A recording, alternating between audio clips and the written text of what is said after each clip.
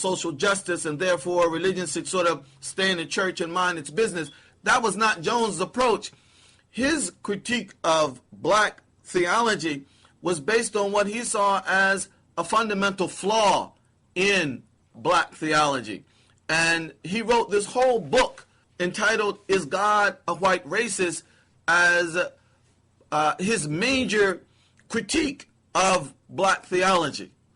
Well, I encountered those back in the late 90s, early 2000s, and I began to think about how these issues would play out in a Muslim context, because basically what Jones had been arguing was that black theology tried to found itself on the basis of traditional Christian theology.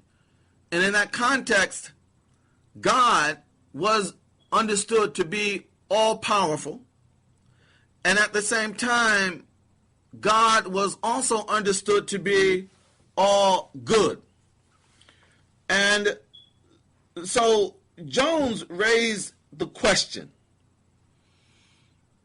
if God, according to the black theologians, is all-powerful, then God must have the ability to change the reality of black suffering. At the same time, if God is all good, then God must want to change the reality of black suffering.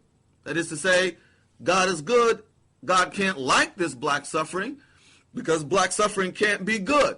Therefore, God must want to change this suffering. But the facts on the ground suggest, according to Jones, something other than this.